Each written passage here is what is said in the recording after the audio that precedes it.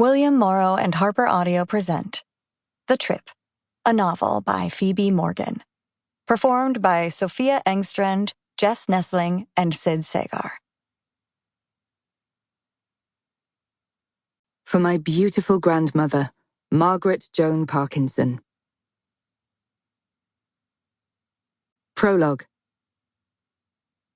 You'd have to be looking carefully to see it. The body, carried by the waves, a flash of white in a beautiful turquoise sea. At first, you might think it was a trick of the light, or something innocent. A piece of rubbish, maybe, floating on the breeze, disrupting the paradise. You'd dismiss it as nothing. You'd have to be standing there on the golden sand to see it for what it really is. A person, or what remains of one. You'd need to be right up close to see the blood staining the skin, the clothes heavy with water, the dead eyes staring up at the sky, the light extinguished from them forever. You'd need to be paying attention. Luckily, or unluckily, depending on whose side you were on, that day, somebody was. Chapter 1. Saskia. We're going to be late.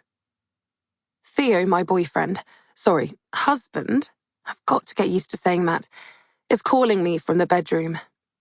My suitcase is on our bed, and my clothes are scattered everywhere. I can't decide among 3 swimming costumes. There's the one with the high-cut legs, the one with the scallop neckline, and the red one Theo likes. But my case is crammed full, and I can't fit them all in. "Come on, Sask," he says, appearing in the doorway. He's been packed for ages. He's always like that. And he's right. We are going to be late if we don't leave for the airport in the next 10 minutes. "Got your passport?" he asks me, and I nod, point to my handbag. "Right there. Can you help me shut this case? You might need to sit on it." I close my eyes and grab one of the costumes at random, shoving it into the side of the case. The material slippery between my fingers. Theo grins. "Good choice. You look great in the red." He dutifully sits on top of the suitcase, and I just about manage to zip it up, wincing at the effort. Anyone would think we were going for a month, not a week. But I've never been a particularly light packer. "Have you heard from the others?" I ask him, and he nods. "Yep, they're already on their way. We're meeting them at Terminal 5. So, you ready?" I take a final glance around the room, checking I haven't forgotten anything. Swimming costume? Check. Sun cream? Check. Sunglasses? Check. Silk shawl for when we go to the temple, like it said in the guidebook? Check.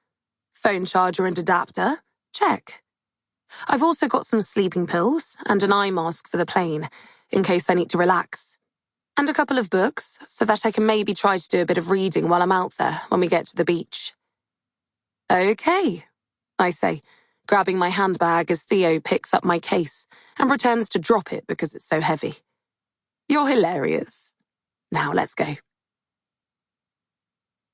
The cab drops us off outside Terminal 5. It's a grey January day in London, overcast and cold, and I feel a shiver of excitement run through me when I think about the sunshine waiting for us on the other side of the plane journey. England in the winter is miserable. It feels like ages since I felt the warmth of the sun on my face. I can't wait. This morning, when we got out of bed, there was ice on the roads outside. Dead Christmas trees dotting the pavements like discarded clothes, their trunks split, pine needles scattering the tarmac. The whole city has a gloomy air, and it feels great to be escaping it, to be flying towards sun and sand and sea. "Thanks," I say to Theo as he heaves my case out of the boot, and he loops an arm round my shoulders as the taxi drives off. I inhale the smell of him. Clean, calm, familiar. Sometimes, I can't believe he's real, and that he's mine. If you'd told me 5 years ago that I'd be married to a man like him, I wouldn't have believed it. Sample complete. Ready to continue?